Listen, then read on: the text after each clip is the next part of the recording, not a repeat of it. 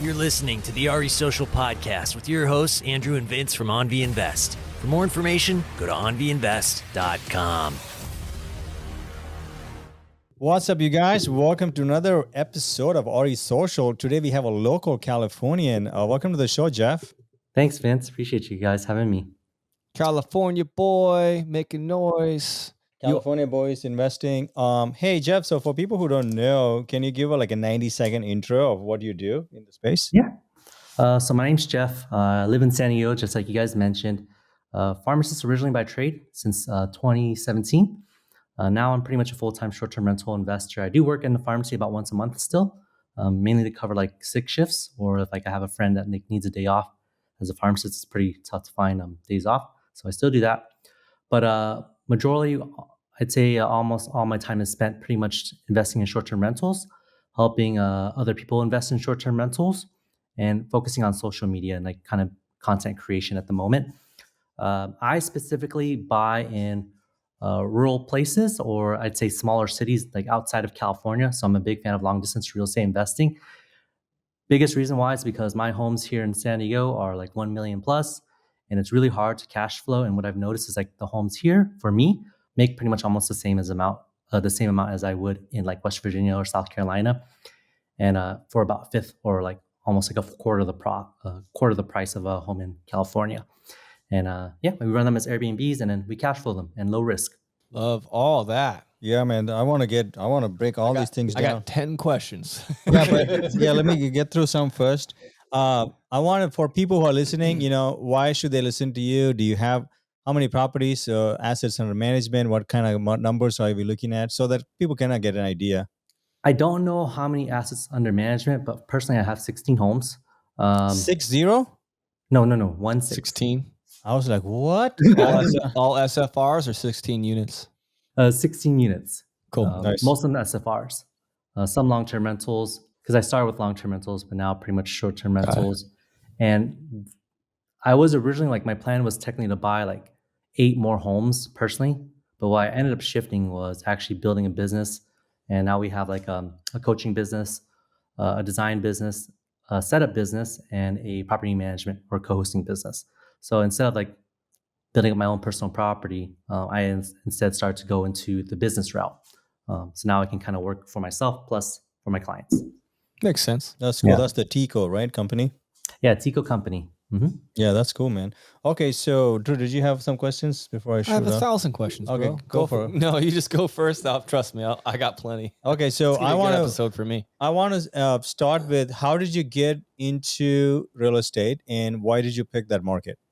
Sure. So back in 2017, so I guess I'll talk about my background as a pharmacist. I graduated as a pharmacist, and I was working about 8 years in pharmacy before that too. So as a pharmacy clerk, pharmacy technician, and then a pharmacy intern, pretty much throughout all of school.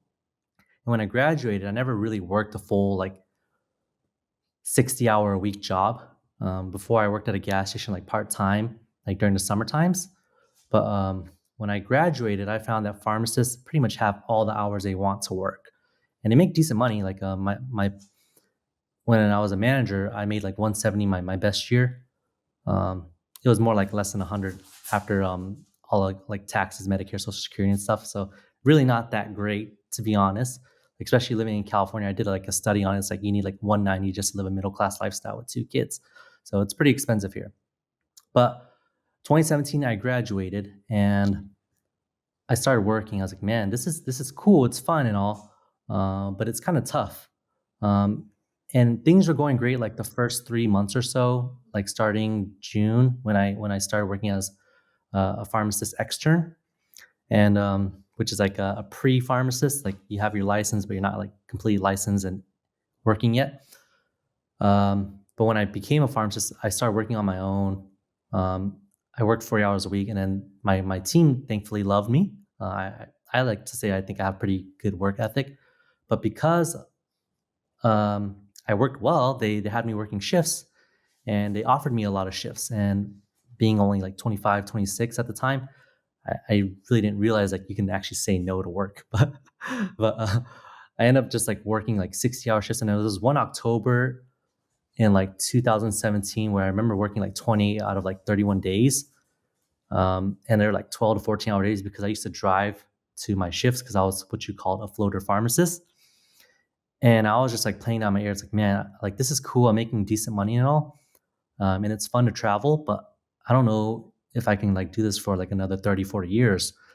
And it just didn't sound very appealing to me. I missed my friends and family, and pretty much all my time was like into just working and working all the time. And I didn't really have a good balance. So for me at that time, I decided like, hey, I need to figure out a way to supplement my income and not have to work 8-hour shifts, 12-hour shifts to make like $500. And real estate for me was that answer. Unfortunately, like my first few deals, like they made money, but they're definitely like, it wasn't as lucrative as I thought it was, mainly because like all the expenses that come with long-term rentals. And that's why I bought in West Virginia. And it's not just West Virginia. I actually started off in South Carolina. I used to live there. And that's where I bought my first 2 long-term rentals, pretty much around the same time in the same exact neighborhood, brand new builds. Really love them. I bought them for $135 a piece, and now they're appraised at around like $250 or so. Pretty cool. What year did you buy them? 2018. Okay. Yeah, 2018. About So 2 in 6 2018. years. That's the appreciation. Okay. Yeah, great appreciation. Didn't really do much to it. Like it was super, super easy. Handed it to property managers. Hey, sorry, where was the property? South In Carolina. Spartanburg, South Carolina. Okay. And why did you pick that market? You just knew about it, or? I live there. Okay, you lived there. Okay. Okay. Was that because you were traveling as a pharmacist, or you just grew up there, or how did that come into the picture? Sure. So I lived in California, graduated from University of California, Riverside, moved to the University of Colorado, Denver, graduated, worked in Pueblo, Colorado for about a year, and then moved to South Carolina with my parents. And in Pueblo was actually where I kind of realized I had to do the real estate stuff. So my parents have been real estate investors for like 20, 30 plus years, pretty much like longer than I've been old, like pretty much before I've been born. Nice. And they kind of pushed me, like when I had that like thought, I was like, man, this is really hard. The first people I went to was like, I was like, hey, I see you guys retired early through real estate. Do you think I can do the same thing? And they basically told me like, yeah, dude, it's really easy. You know, like we don't even have email and we can do this. So there's like no reason that you can do it. You make more than us than we did back in the days. There's still houses here that are 135. Put 20% down on these homes and you should be okay. Just do what we do. So I kind of like took their advice, like mentors. That's why I was like pointing out like mentors are extremely important.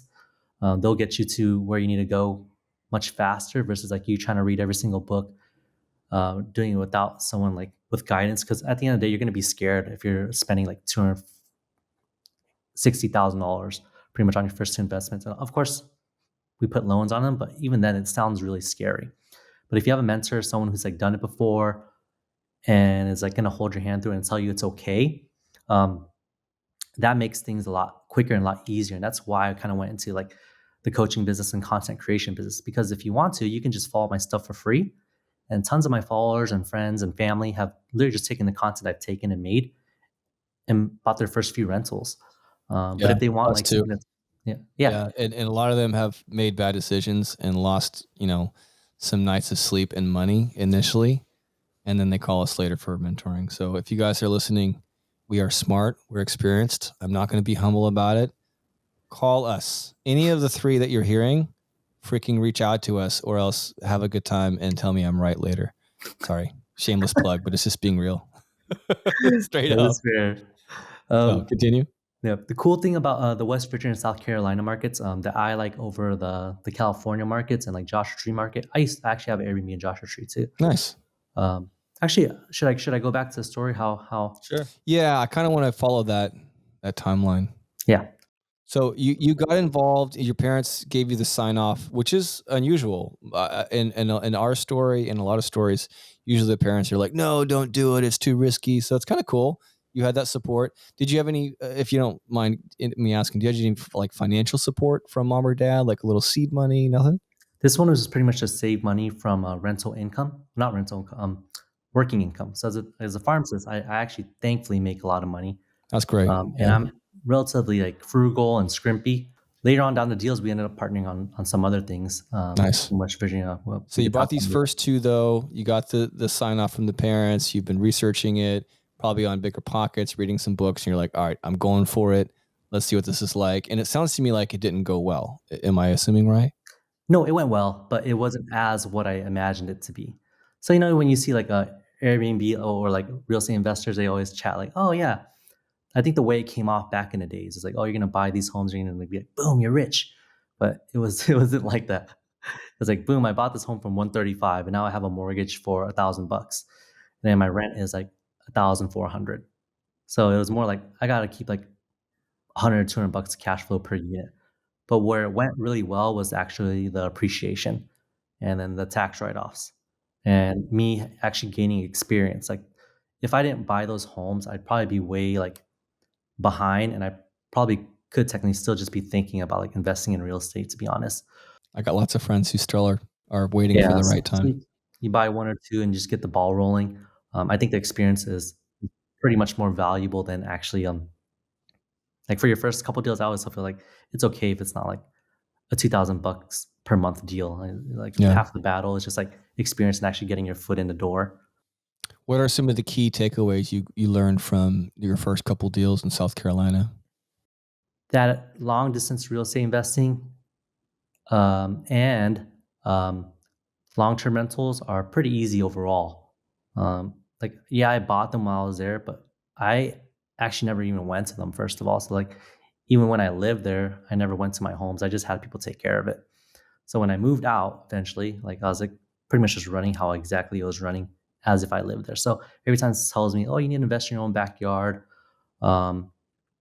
you're going to go, like, you want to be able to go and do the work yourself. No one ever actually really does the work themselves. It's very few times that people do. I do still in my San Diego home, like when I have downtime, because I like the 5 units here. Like no one ever really does too much of the work. And as you get more units and a little bit larger, you can't do them all yourself. Especially if you have plans. Like for me in 2025, we want to buy 48 more homes. There's no way I'm setting up 48 homes by myself. It's impossible. So I'm gonna have to hire a bunch of people, specifically people I work with, and hopefully like my partners that I teach, a lot of my students, my mentees, they're gonna be the ones that are gonna be responsible for like our success, and like couldn't do without them. But yeah, we bought those homes, and that's how it went, and it was good. It was really easy. I almost did like no work. All I did was just like collect money, pay my expenses, collect money, pay expenses. But the issue is like I wanted to keep on growing. I was like, man, it's gonna take me another like year of like eating peanut butter jellies, not really like spending any money, renting with 4 roommates, paying $250 in rent on like sharing a room and stuff. And it's just not what I wanted to keep on doing for a little bit. So I was like, well, how do I buy my real estate and advance my skills? So I ended up buying these $20,000, $30,000 fix and flips that I wanted to do something called BRRRR, which I'm pretty sure you guys know about, but maybe other listeners might know what it is. It's buy, rehab, rent, refinance, repeat. And that strategy essentially lets you keep some cash flow, but you get returns that are kind of flip-like, and you can actually recycle the money that you put into your deal, which is really cool. So I bought 3 of those like $20,000, $30,000 deals, put in about like $10,000 to $20,000, and ended up getting appraised for like $150,000. And then I got my first like $120,000 check when I did like a portfolio loan on them. And that was like the light bulb moment. I was like, man, it would take me like 2 or 3 years technically of like kind of saving as a pharmacist if I didn't like beat myself to death and like try to save on every single penny to like make that amount of money. Plus this time it's pretty much like tax free because it was loan, because we did a cash out refinance. So yeah, I have, but the issue I then ran again to is like, oh, now my cash flow kind of sucks because I got a loan on it again. But now I have like a good chunk of money just chilling again. And I was like, well, what do I do with this now? So I ended up buying a house in Oceanside, ended up buying a Airbnb in Joshua Tree. And house in Oceanside did great. Ended up selling that one a little bit later. And then Joshua Tree, that one was like also like another pivotal moment. I was like, well, I'm still having a cash flow problem, but I understand how like wealth is made, like value adds in real estate is pretty huge. Like if I kept on doing those BRRRR deals, it would have worked out quite well. Oh, let me know Sorry if to I need to interrupt. pause. Did you BRRRR those 2 as well, Oceanside and Joshua Tree, or just buy them and rent them out? The one in Oceanside was a condo. It was a 3-2 condo, and it was just like a house hop. buy, live, sell. Unfurnished, 12-month, traditional. It was a VA loan. Gotcha. But how did you manage it? Did you furnish it, or was it all still just 12-month lease, long term? This was a personal home. Oh, got it. No I shit got it. side, yeah. Oh, So okay, house got hack. you. Okay, nice. Yeah. So you had a couple of roommates. Okay, I see you. And then the one in Joshua Tree, that one was like the first Airbnb in like 2021-ish. That one was really cool because we pretty much were like me, like making like $7,000 to $12,000 depending on the month. And this is like the golden age of short-term rentals for What were your anyone who didn't know. expenses? Expenses maybe like $5,000. Okay, yeah, that's Yeah, nice. and it gets less and it gets higher depending on how much you actually make, obviously. So if we're having like 12,000, maybe we keep like 6, 7, Yeah. and it was That's going well for wild. pretty much the whole year. But it didn't end up being good. So like later on, like 2022, 2023, it started pretty much like just barely making enough money. So yeah, we bought it for a good price and it appreciated. But after like a year or so, like it started getting really saturated. And what I've noticed, like personally, like the rentals in Joshua Tree are really nice. Like if you look at those Yeah. rentals, they're like pristine. And my thought process on the reason why it ended up not being so good, even though we have a really beautiful rental, it was pretty much like all new stuff. It was turnkey when we bought it, and we just furnished it. Nice. But a lot of people over there are pretty wealthy. Like the California investors like investing in their own backyard, and like Joshua Tree is like the next backyard. Right. Same with like Big Bear and stuff. So for that reason, I think a lot of the investors here who had like millions, multi-millions of equity locked up in their homes in California, they're basically like, they don't have a problem with like just taking that money and reinvesting in a Joshua Tree property to make like $100,000, $120,000 a year. Right. And that's my theory, at least. Like this is per Jeff, not per like any like hard data. But they're really they're nice. probably putting more down because they've got more wealth. They bought their homes for like 20 nickels back in 1964.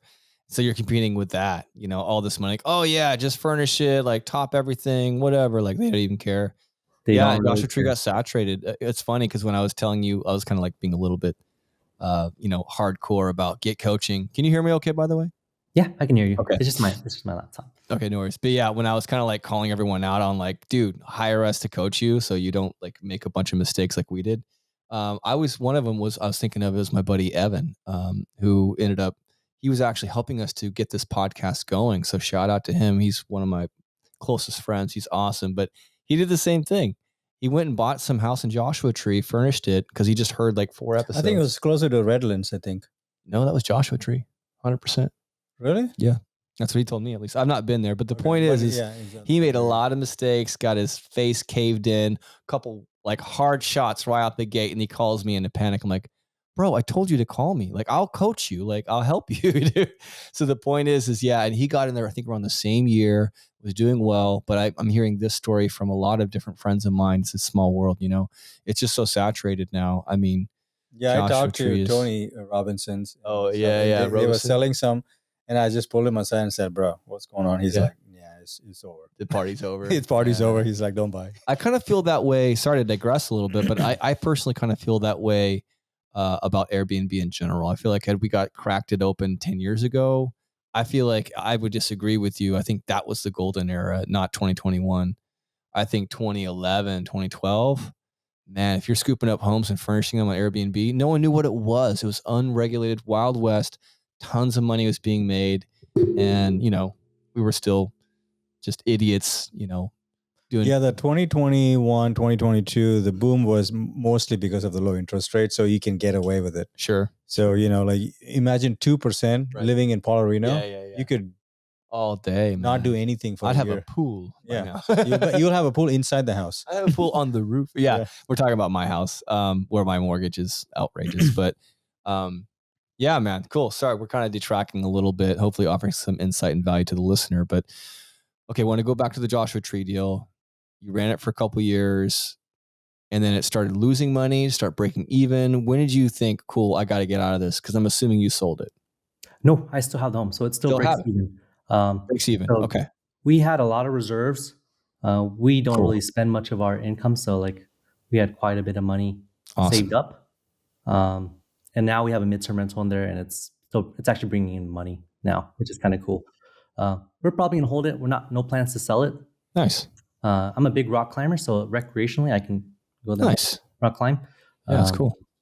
And yeah, but I don't really generally tell people to buy over there anymore, just because like you have to be like the cream of the crop. Yeah. Like what my strategy now is to be like 90th percentile or 75th percentile, and it's just really hard for me to do that out in Joshua Tree with In terms of the quality of the listing. in terms of like the booking. So if you look on like Rabu.com and click like 50th versus 70th, 75th versus 90th percentile, you can kind of see like what the top Airbnbs are doing. Okay. And I can't keep up with the 75th percentile. Okay. That's my biggest issue. That I don't know what this site is, so they're just telling you what's like happening on average revenue per month on these listings. Rabu is kind of like AirDNA. Okay, got it. Yeah. Interesting. So Rabu is like another free software that I cross-reference with my own data, plus How do you other spell friends. RABBU.com. Yeah, free. Everyone can use it. RABBU.com. Rabu. Okay. You punch in you go to tools, scroll down, hit the Airbnb Calculator number, put in the address, and you can see how much you make. Okay. For most of pretty much all my properties, we get the guest favorite badges. We're one of the top performers. And for that reason, we're almost always hitting like 90th percentile. Nice. But I click 75th percentile, be a little bit conservative. How accurate have you found Rabu is to the Not numbers really. you're producing? But it's better. It's like pretty much what we have. The best thing is honestly to throw your money in there and go get numbers. Okay. Yeah, Interesting. and that's what I do pretty much like for all my markets. So we're in Florida, South Carolina, West Virginia, going to Kentucky, Michigan, and starting to hop into Ohio pretty soon. And these are the acquisite, like the properties under management I was like trying to tell you about, but I don't count them anymore. And there's a few coming up, and it's not a lot. It's like 10 or a little bit more.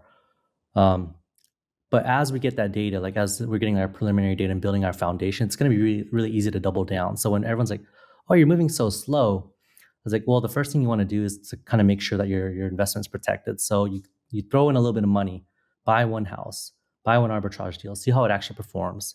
Okay. Now I have my preliminary data, what to actually replicate. So once I have a market like West Virginia, where I have 3 personal homes, buying another one, my company is buying more, my clients have bought some, my students have bought some, so we have like 20 plus homes in the area where we can pull data from. I can just buy like 50 more. It's fine. You can just throw a dart and it'll be safe. So to back up a little bit and provide a little value to the listener, I think I just picked out a little nugget. I like it because you just said, "Oh yeah, this is the best way to get data. Just dive in." I was like, "Whoa, hold on." but then you said, "Oh, I'll arbitrage a deal, see what's going on, feel it out, and then go from there." So can you break down what you mean by that? What's your strategy? Yeah. Also, let me say, when I say dive into, it's like you also need to do market research first of all. Sure. Okay. Yeah. I would say like if you do good market research, you're relatively protected. And again, like we go back to my rationale of what types of deals I'm buying. These are $200,000 to $100,000 homes. If you get a mortgage on them, their mortgage is around $500 to like $1,500. So when I say dive into them, I actually do mean dive into them. Okay. Do good market research. But if you do 10% down on a $200,000 home, that's $20,000. If you get 0% interest cards, you have those funded. You get your data from Rabu.com, AirDNA. From almost all of my homes, we've always outperformed $500 to $1,500. It's not a big deal. Nice. And you mentioned that you get listed in the 90th percentile, oftentimes guest favorites, which is great. How do you do it? What are some of the key things that you do? I'll share mine as well, like what we do, like what's happening for you. Pretty much just flexing the amenities. There's actually a tool finder, like a tool on Rabu.com that people don't know about. If you do, I think it's market data, but if you put in whatever market you want to look at, it actually tells you what the revenue delta is by amenity, which means like if you put a hot tub, wow, what amount of money are you actually going to make? So that's what I would recommend people to put in. So if I'm in South Carolina, I tell people, "Oh yeah, like, do you guys hear my dog by any chance?" Yeah. Let me put him in a cage. I apologize. Sorry. What's up, Kylo? How are you, buddy? Oh, you're famous now, puppy. He's famous forever now. Awesome. Where were we at? Sorry, we got all distracted with some amenities. Puppies. Amenities. So the 2 things you need to focus on as an Airbnb investor are design and amenities. Okay. So those are 2 muscles you can flex. You want to focus on one or the other depending on what your market is. So like if you're in South Carolina, where you're near like the BMW factory, the main attraction is like workers who are traveling for working in automotive. People from Europe are coming there to learn for school. Sometimes lately what we've had lately is like home displacement because they had that hurricane in the area. So we've had a lot of those types of tenants. But in those types of places, I'm mainly trying to serve workers versus actually vacationers because there's not really like a vacation draw. Even though Greenville, South Carolina, Spartanburg, South Carolina is very beautiful, there's not much of a revenue delta for hot tubs or like saunas, which is what we do in our vacation markets. Interesting. So in West Virginia, I will put saunas, I will put hot tubs, we will get murals, and we make a game room. So we essentially stand out. So if you look at like, it's the same exact thing like what happened in Joshua Tree or other like short-term rental markets. You flex the same exact muscles, amenities versus and design. And if you have that and you have it like you've done it correctly, there's a very good chance that you're going to be within at least the 75th percentile for booking. Nice.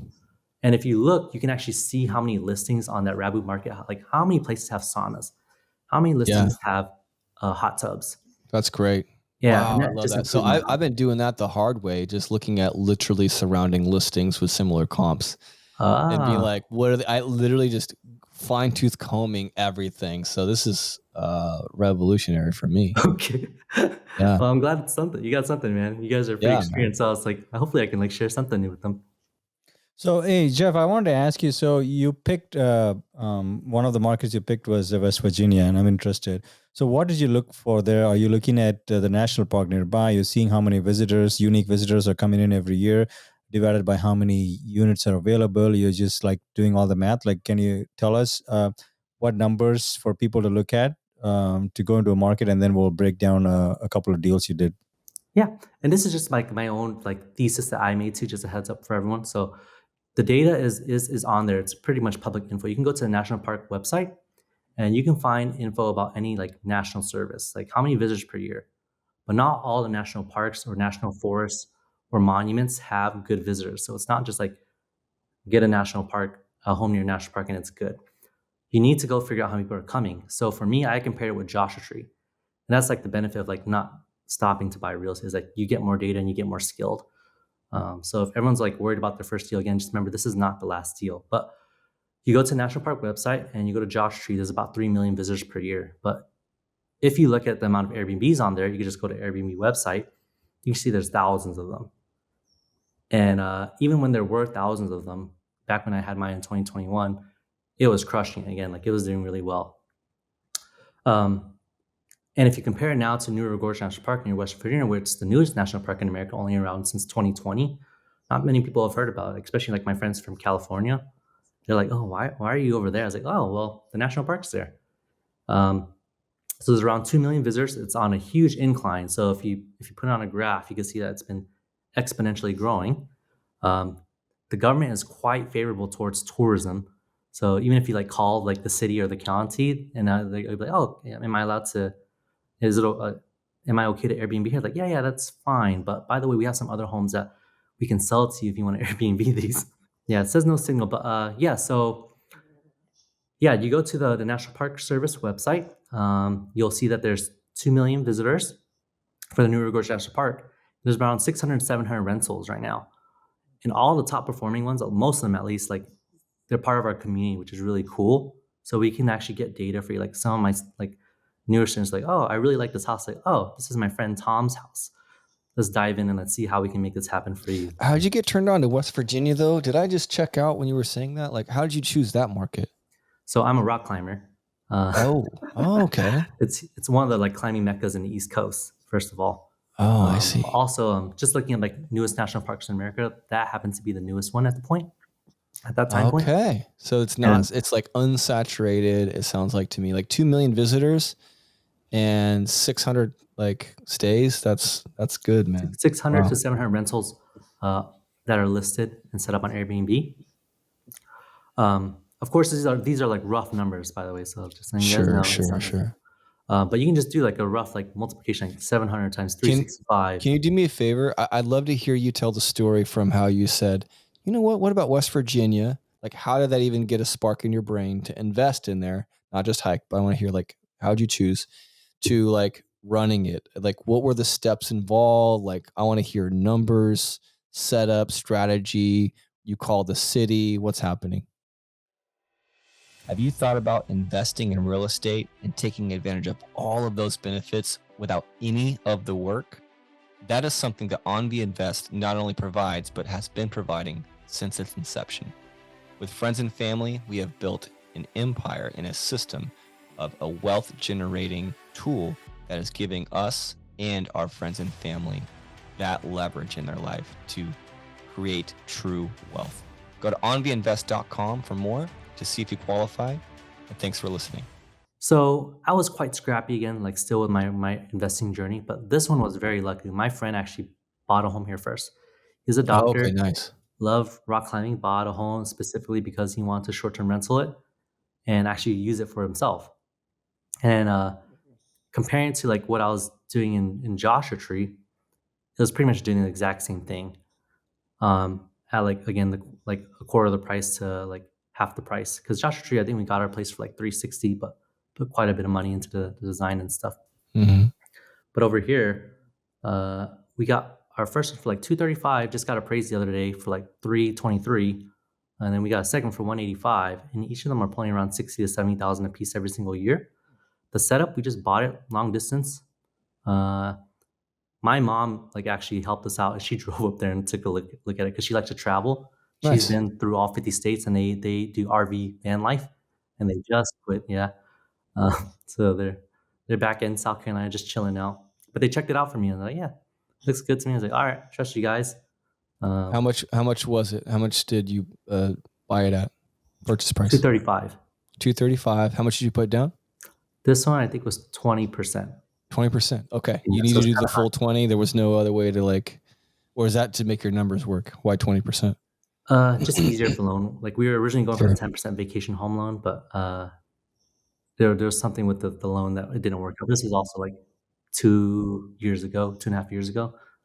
But there was a reason why you can go low, and I usually tell people to go 10% vacation home loan because all you do is just live there for 14 days, and who doesn't want to stay in a vacation home for 14 days? Yeah, can we take a little side road right now for the listener and break down what exactly you just talked about? Because that's a nice, valuable little nugget. What were you saying? Was this 14-day, 10%? What is this? I don't believe you, Jeff. Okay.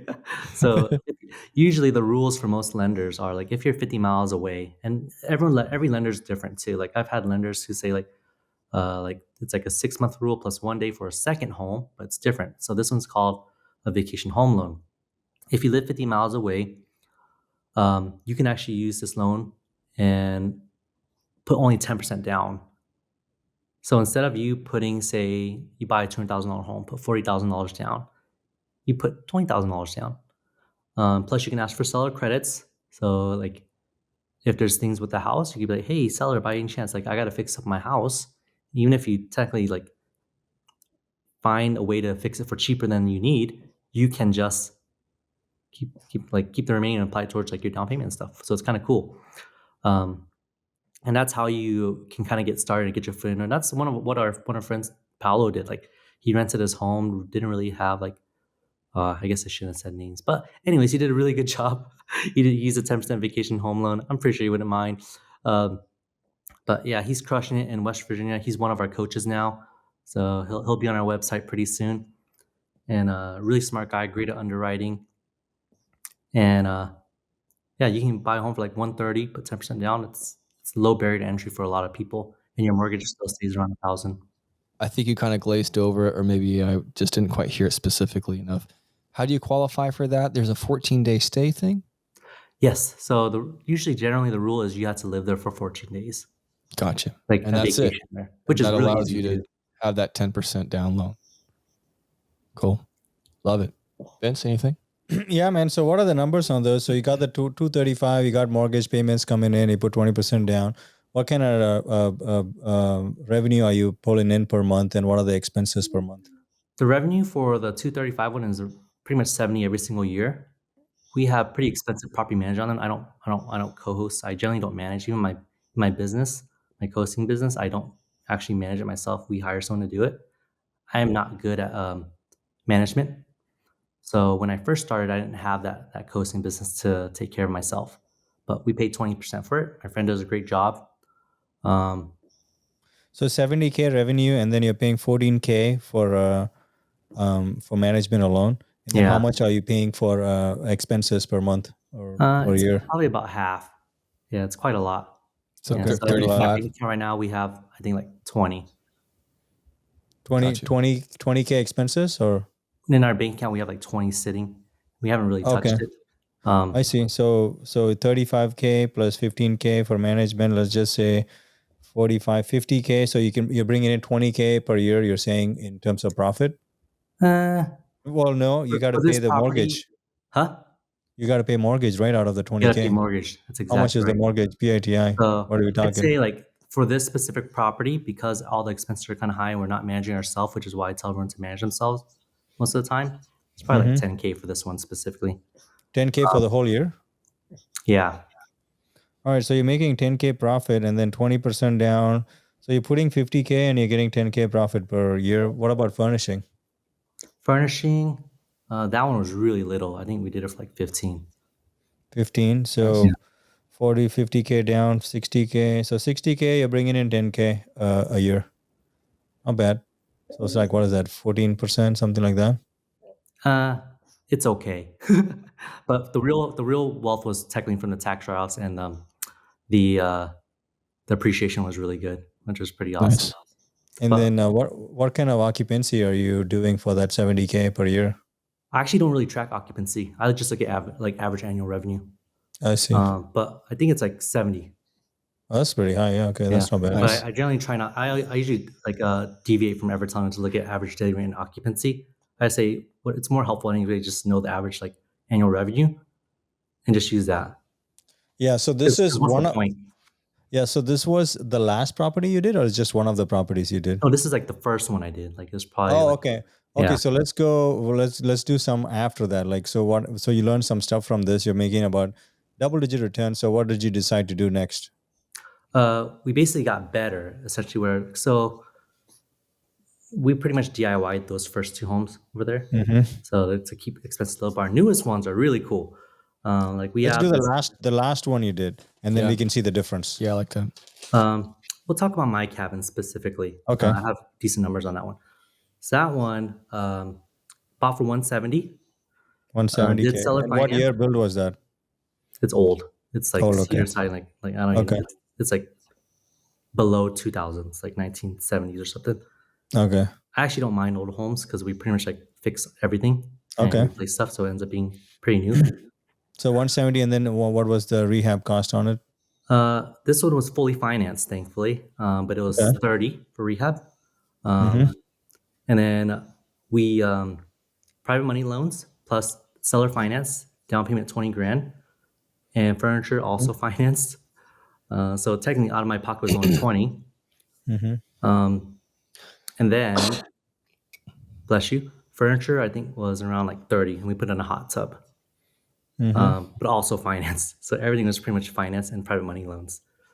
And so far, that property has brought in, I think, like $18,000, and it's been about 6 months. Nice. Yeah, that's a big jump from the first one. We got it reappraised. 250. We're trying to get it up a little bit higher.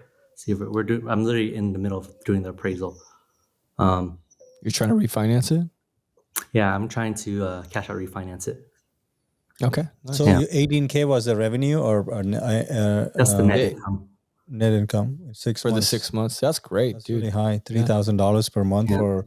You're crushing it, man. Tell us about this unit. What's the square footage? 1,500 square footage, 3-2, rural home in West Virginia. Nice. Very beautiful, 2 acres. I'm probably going to put another lot on there pretty soon. So pretty cool value add play. That's cool. You can do an ADU? Like 100. You said you're going to put an ADU on that lot? Is that what you said? Some sort of modular home. Modular? Nice. Yeah. That's cool, man. Yeah, or like a glamping site. What else did you do? What else did you do to it? What are some of the like big amenities like you were talking about earlier that you think is like why you're cash flowing so well? Probably one of the coolest fire pit areas you'll ever see, a pergola. And like, it's basically like the ones that everyone does in Joshua Tree, but no one has them over there. But it's like a pergola, the little sand area, the really nice fire pit. It has a pond, um, really cool seats, has a hot tub, dining areas, a large acreage. We pretty much like have like really lit up, so it looks really, really pretty, pretty much like all year long. And then the design just looks really, really good. Let me see if I can find it real fast. I'm Maybe kind I of, can share as you screen. do that, I'm kind of breaking down a little bit for the audience what I'm seeing that's working for you so well is you're taking your knowledge, experience, a little bit of the financial wins of cash out refis and sale of property.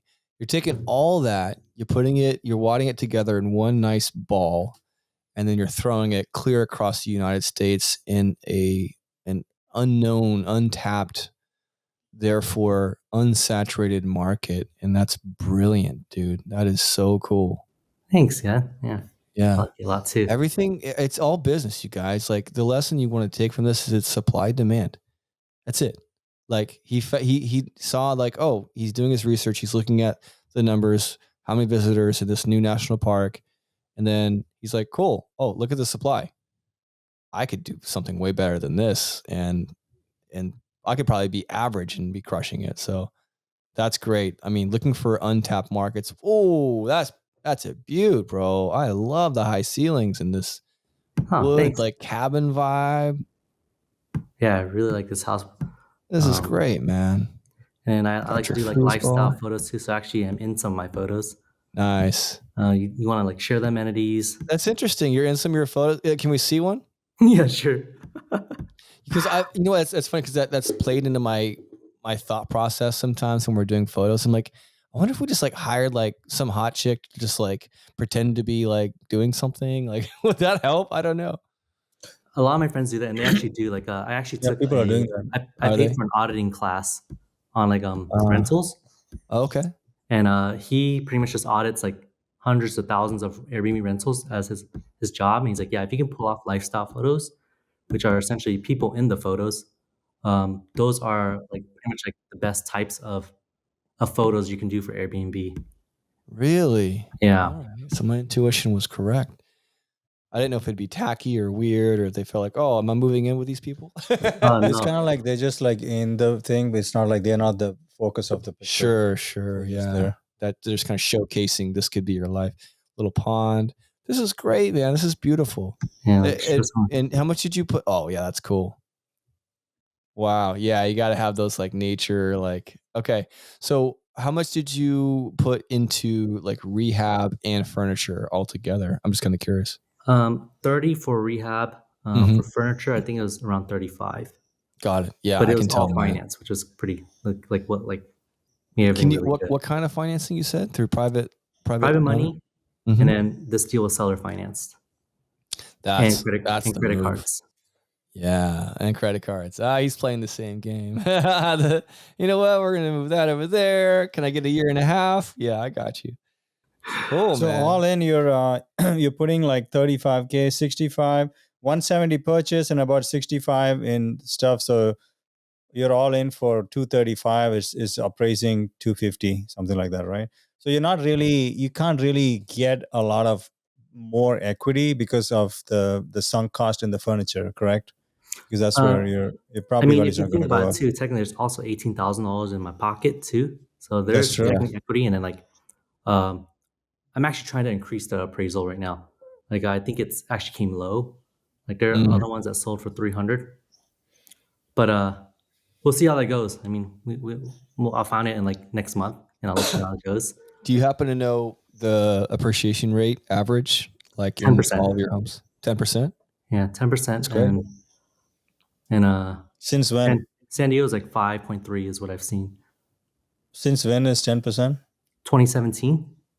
Wow. So here's another app you can use, reventure.app. You can actually track appreciation rates. Nice. Yeah, for free. It's Reventure. very interactive, but That's cool. yeah. Man, that's way higher than I thought it would be for West Virginia. I know nothing about West Virginia. I don't know anybody from there. So this is all like, oh, okay, tell me more. Like this Just is, know that song, West Virginia. oh, that's in John Denver's song. Yeah.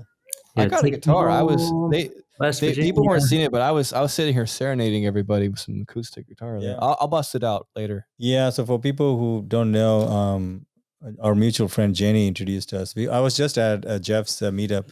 She's managing our portfolio. I think she's going to be managing a couple for you too, right? You said?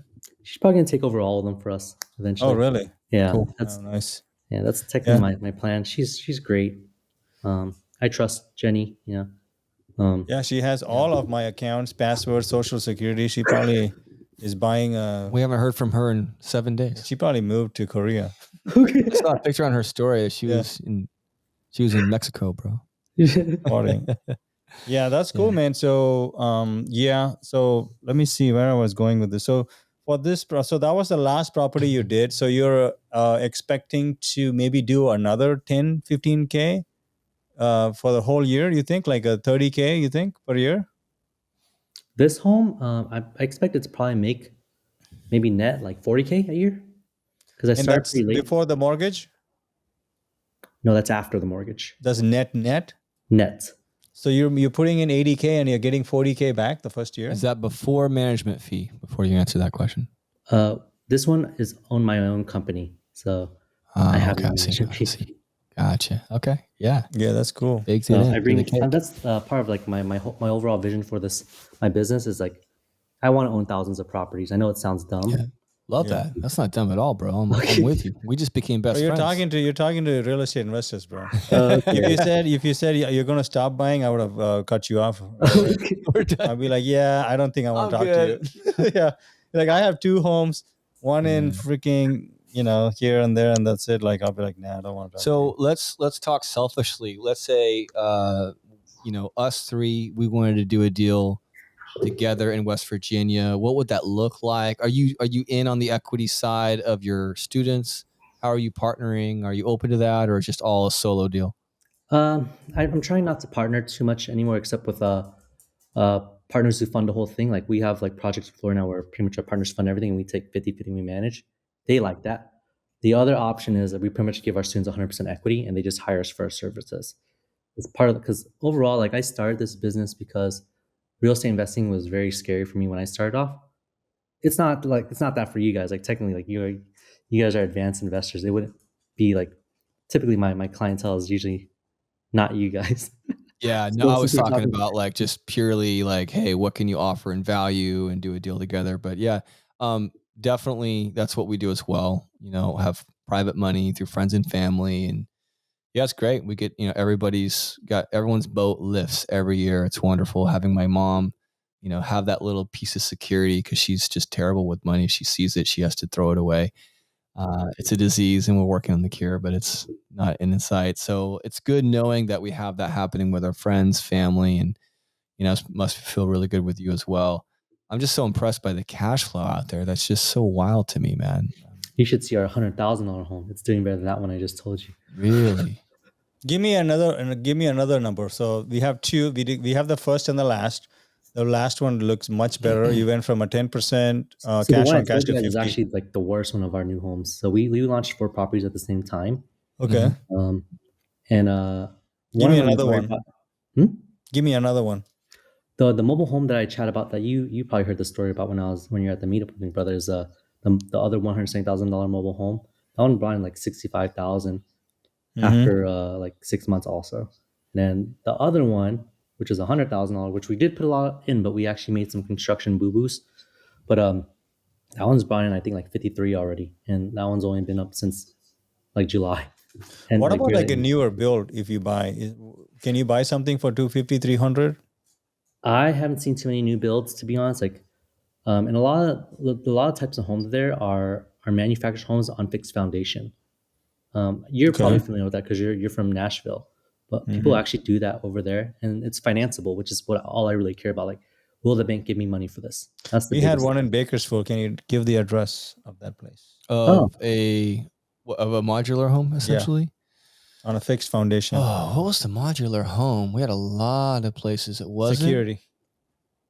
Security was? Yeah, it was a mobile home actually. but on a fixed foundation. So we got a regular 30-year fixed loan Oh on it. man, I only saw it once. 2.75%. We sold it. We bought it for 160, sold it for 300, 4 years, 3 to 4 years. Yeah. I don't even With have to that- explain it to you. You understand it then. So that's exactly like part of like the bonus. Like it's great appreciation, like 10%. Plus, like if I'm spending $1 million in San Diego, I can get 4 of those homes over there, and I'll get pretty much like 4 times the cash flow. It is 4 times the work. That's the downside. But I built a business around being able to do the work. Like I want to process 48 homes next year. I know I'm fairly confident we can do it. When you buy a home and rehab, what kind of numbers we talking? Like, can you get 5, 10, 15% equity built when you finish the rehab, or not really? Like value adds. Like, can I add? Yeah, like for example, you bought it for 100 grand and then you put in 50 grand. Will the property appraise for 200, or is it appraising for 150? Yeah, like we bought it for 100. It was only supposed to be done for like 60 or 70. It got appraised for 240. Nice. That's But we that's did good. not get on. We had. I was telling you, we had construction boo-boos with our contractors. Yeah, But it sure. still ended up making money. So it's just Let's fine. talk a little bit about that. Let's talk about on this journey. You've been investing for what has it been? 6, 7, 8 years? 7 years? Same as us. Yeah. Started in 2018, Yeah, we 2017. start around the same time. That's cool, man. Yeah. Tell us a little bit about, and if you want, I can go first. Vince can go first. Some of your pain points, things that you wish you would have known beforehand, and how did coach help you through? Like, what were some of the mistakes? Let's talk about that. Yeah, for this one, honestly, like is working with contractors for me have probably been the hardest issue. Mainly because what was that? I'm just saying, why is that? Sorry. Oh, mainly because like in West Virginia, there's a labor shortage already. So at that time, we were doing 4 homes at the same time, and a lot of them did need work. So we were already a little bit behind. So when we used all of our teams, we started looking for new contractors and trying to build out more teams. And we kind of let the reins go on this last one and didn't really audit the way we should have been auditing, like we normally like, hey, pictures, we don't release draws. And we tried something new where we paid hourly. Huge mistake. We've done the same thing. So I will never Yeah. pay hourly again for contract work.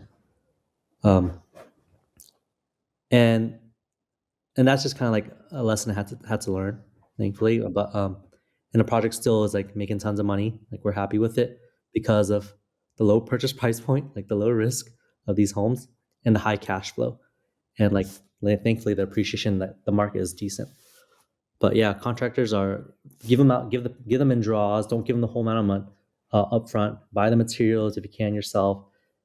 Get separated quotes until like you're really familiar with the team and you really trust them. And even then, try and do it in draws. Yeah. You said get separate quotes for like what each room, each item. What do you mean by that? Or different like contractors. if it's not like a full on rehab, like I'll get separate quotes for different things. Like, oh, what's this going to cost? I got it's super annoying. Yeah, for I know. both parties. But you want to see if they're like ripping you off on the bathroom, and yeah, that's great. We did the same thing on our very first deal, so we're lucky in that way. We had a couple different contractors. We had a whole. I'm not going to make this about us, but we went through one guy where he just ended up like leaving and stole some money from us. He's supposed to repair the bathroom and just ghosted. He had like Who 20 cares? We're rich. He's poor. He had Let's like move 20 on. kids. Yeah. And then we had another guy who was great, like really high quality. And I was so desperate just to find somebody that would just do it right. But he charged by the hour. And so just gouged us. He did a great job, but like he polished this house up and made it look really nice. Henry, his name was. Yeah, that was Henry. But it was not in a great area, and so it was a little bit of like, now all that is to say is we learned our lessons. I know how to vet guys a lot better. I know how to say the right things, ask things, so I know they're not going to rip me off. And of course, Henry was charging by the hour, so I learned that like, nope, get that quote up front and talk about it, negotiate it down, and do whatever you got to do and make it happen. So it's definitely, there's a lot of angles that people don't know about and don't think about. And I think negotiation is one of those life skills that comes into play more so in real estate than almost any other industry. And it can make or break your deal. So don't be afraid to haggle and to ask for a discount or something and mention that I'm on a budget. This is something that I actually learned in working with Vince. He's very good with negotiation and just he's not rude or pushy. He's just like, hey, like, is there a way we can like, and for whatever reason in my mind, I was never taught that. And there's a lot of benefits living in Asia for 22 years. Exactly, right? Just haggling. And now I do it all the time with everything. And it's helped to save a lot of money. And for me, I'm always trying to make it a win-win though at the same time. Like sometimes I'll say, hey, I'm a business owner who's built a business on, Yelp reviews. If you hook me up a little bit, shave off a little, I'll love to give you a glowing review, 2 paragraphs, as long as of course you deliver. So anyways, I'm kind of going off on a tangent, but I'm just trying to give some value to the listener and talking about your mistake, our mistake, and how they can avoid that. So we'll bring it back to you though, Jeff. That's awesome. Yeah, mistakes will be made no matter what level you're at. So it's not about being perfect. It's about just, being smarter every day. Yeah. And it's just exactly, it's like this whole like real estate, because at the end of the day, it's technically a business. Like everyone always likes to say it's super passive. It technically, like depending on like how much you pay, it could be really passive. Like you literally just collect your rental check. But overall, like we're still making a lot of decisions. And you either like make the decision yourself or you pay for someone else to make the decision. And yeah, so I understand that, and I understand negotiation. It's very important. There's a really good book on that called Never Split the Difference. Yeah. Haas, right? I think it's sitting right here on our bookshelf. Super good book. But yeah, nothing better than just going to Asia and like going to like the swap meets and just like practicing there. Yeah. They'll be like advertise $20, $1. Fish markets where you learn in Asia. That's it's where a skill. you go. Yeah, it's a skill, man. It's kind of fun actually in Asia. It's like a little sport. Yeah.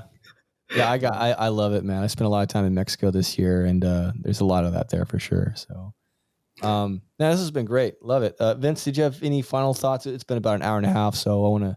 Yeah, I think we should be good for people looking to invest and look at markets like West Virginia. You still think those markets are not saturated enough because of very limited amounts of Airbnbs, and looks like you've learned some skills that you've taken from Joshua Tree to like Drew was talking about earlier, that you are able to use that, like the fancy tub or whatever, and then that kind of makes you stand out yet, right? That's what you're saying? Yeah, like as of now, December 16th, I'm going to timestamp it so no one like goes back and like, oh, you said it was good. And also like for other people's safety is like, keep in mind the market changes really fast. Like who knows, maybe like Rob Bill or like Tony Robinson, which technically Tony Robinson has talked about this market twice now.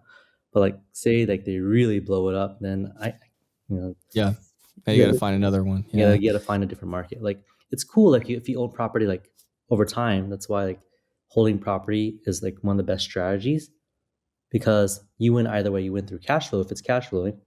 Plus, if people have been buying homes there, it usually goes up in price. So you have an opportunity to exit out at a higher price.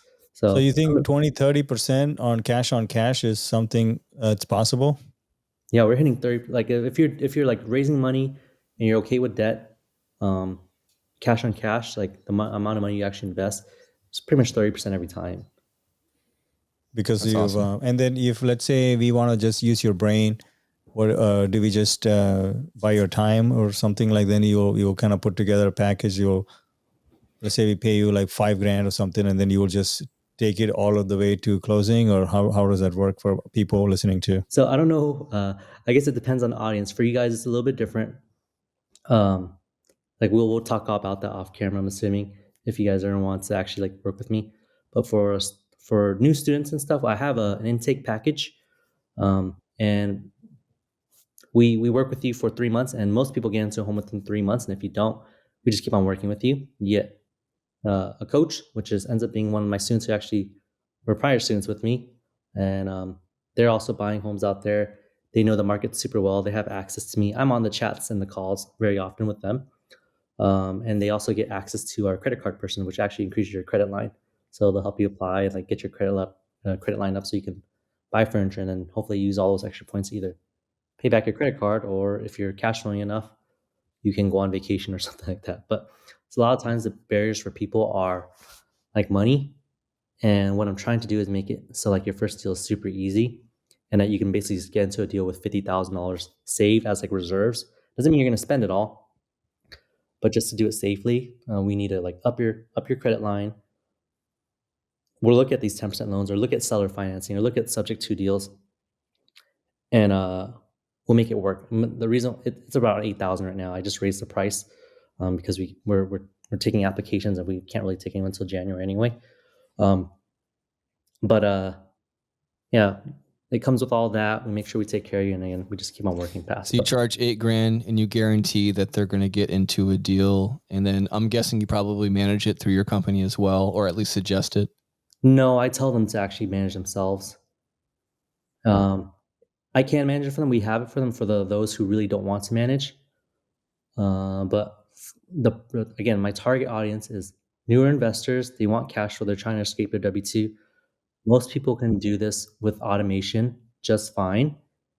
And paying 20% on $80,000, $100,000 gets kind of expensive, especially if you have 7 homes. It's technically pharmacist's wage. So with that said, my goal is to help people like replace their income like faster than within 2 or 5 years. So if you're making $100,000, I'm fairly confident you do without like 3 or 5 homes, depending on how good the home is. So what does Jeff's, what's the next chapter in Jeff's life? What does that look like, say, a couple years down the road? I'll probably stick with this program, probably build it out, and like just see how I can further like help more people at once. Like then like 48 a year, because right now that's pretty much the most we can build.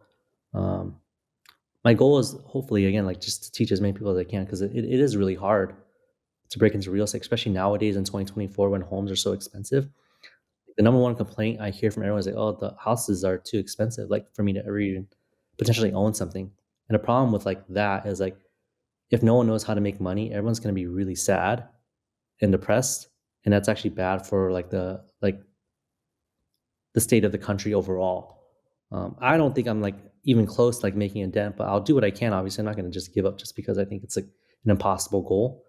But I want to teach people about real estate investing. Like if you own one home, at least it's probably for most people like one of the biggest investments they'll ever make, and one of like the biggest nest eggs. And they don't have to like rely on like Social Security.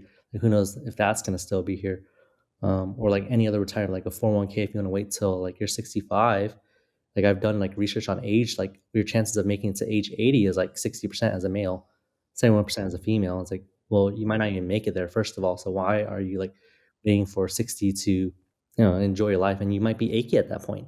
And it's even worse if you have like kids and stuff, you want to have a family. There's just like so many problems to like committing only to one source of income, I think. And it's great. That's a very fulfilling work.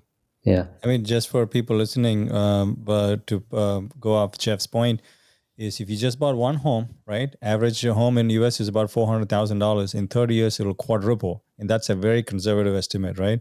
So you buy one home for 3% down, have 3 roommates, and let's say it's less than your rent.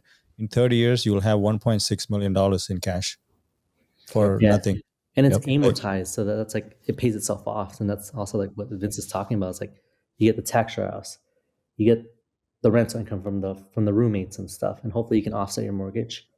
And it quadruples because inflation works for houses, their assets. So yeah, it's just like it'd be a shame if someone didn't at least own one home. I mean, most people do. I think, what do we have? 60% of home ownership, right, in the US? Yeah, there's still a huge missing 40% though. And I think it's getting worse. Yeah, I think they're becoming more. I mean, just talking to economics, I get it. When people say it's too expensive, I'm like, no, bro. Like wages just historically have not kept up with appreciation. It's as simple as that. This is a very different world than when your dad bought a home. His wage, comparatively speaking, was way higher compared to home prices. And even loan products were different. That was way easier, way looser. Of course, we paid for that in 2008. But when it was the loosest a couple of years before. It's but landscape. If you really, when people say, I have a lot of people like that too. They keep saying that, they complain like it's expensive. I know that they're not a world traveled person, and they don't know anything about world economics. Like US is one of the cheapest places in the world. Do you know what the average home is in Canada? I haven't a clue now. Twice as much as US. Why is that? Because they're communist and they're just dumb. They're just like every country is like that. Every country It's is like overregulated. it's overregulated. For example, if you have rent control, what will happen is the property prices will go up because I wouldn't want to sell my home to someone else because there's a lot of risk associated with it. So they will push the prices and builders will not build in that area, which will jack up the prices even more. So once you start putting all these stupid ass things, it's going to actually disrupt. So, but the point is, if you go to other countries, you know, the prices are more expensive per, you know, how you do the wage times, you know. You would say mainly because of overregulation due to socialism, socialist policies probably, and also combined with not as superior as loan products as a 30-year fix, which is, I think, we're the only country that has that. We are the only country. Most countries fix it for 5 years and then you'll reset. Crazy. Yeah, even in India, we don't have the 30-year fix, but because US regulates it, they have the Fannie Freddie and it's like government backed stuff. But the other stuff is we also have a problem with supply, right? But the supply problem comes because LA, they're going to say, hey, you know, we have 3% rent control.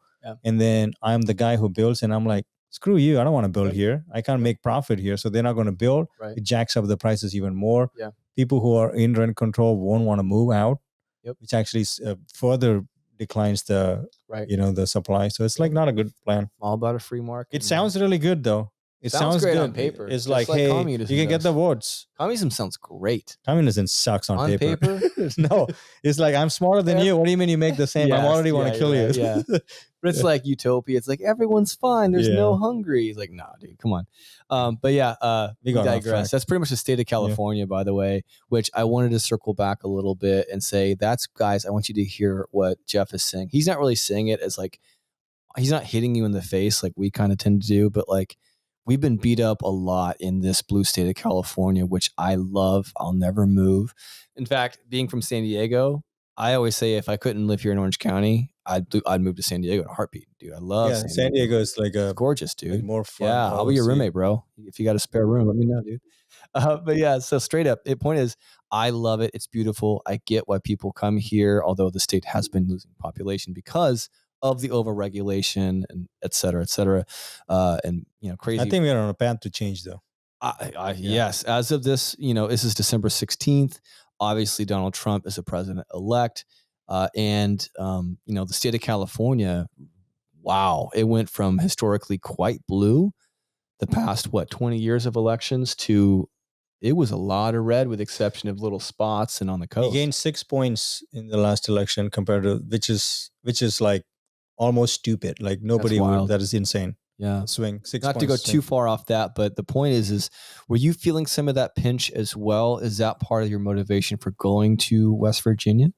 Like the price points or like the regulation? Regulation, price points, anything. Yeah. I mean, you could just like look up the laws here. They're not very favorable. Like I've unfortunately like had tenants where they just live there for like, and so I've had experience with like tenants like staying in my place with not paying rent.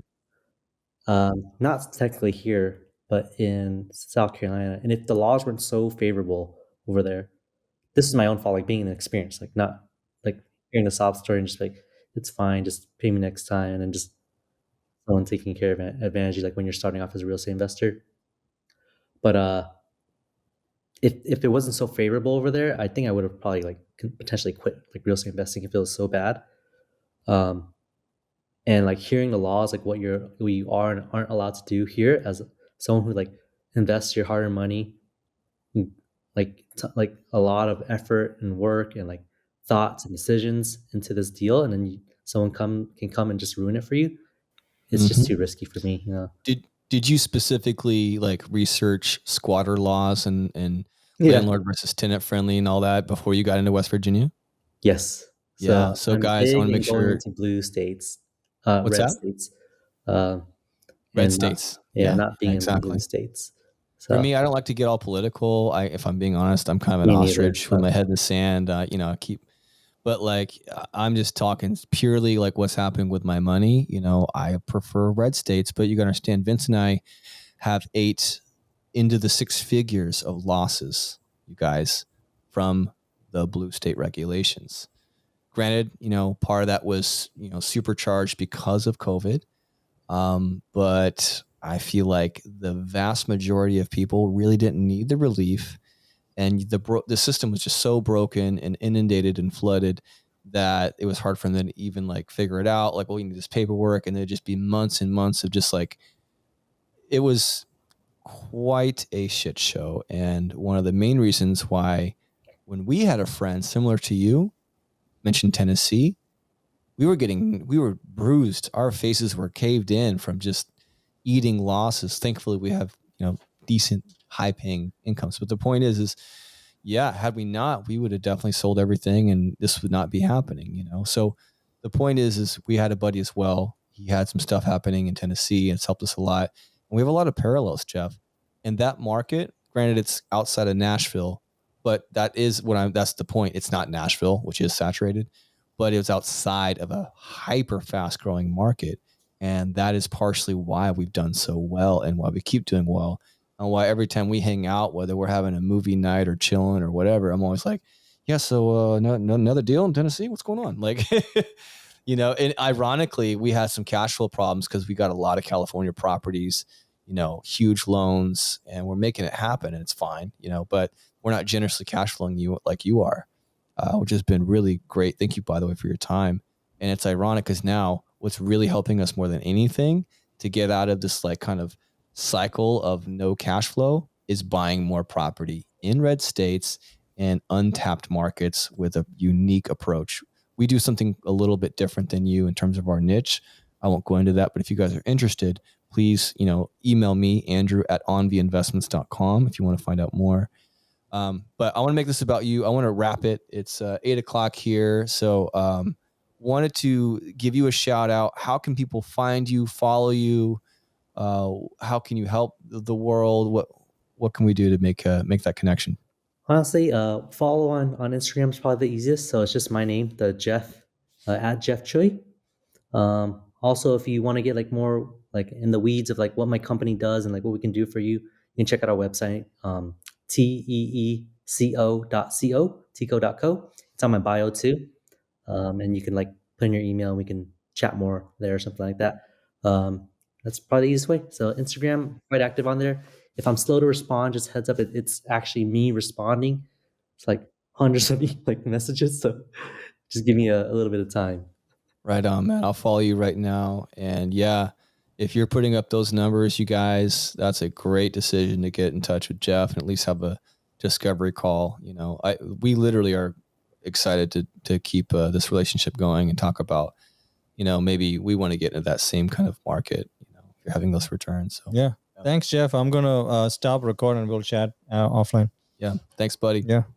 I don't know about you, but I definitely like to see 5-star reviews on any service or any product before I purchase. Please take a second to leave us a 5-star review, whether you're listening to it on Apple, iTunes, or Spotify, or whatever platform. Take a second, goes a long way, helps us a lot to grow the channel, and thanks for listening.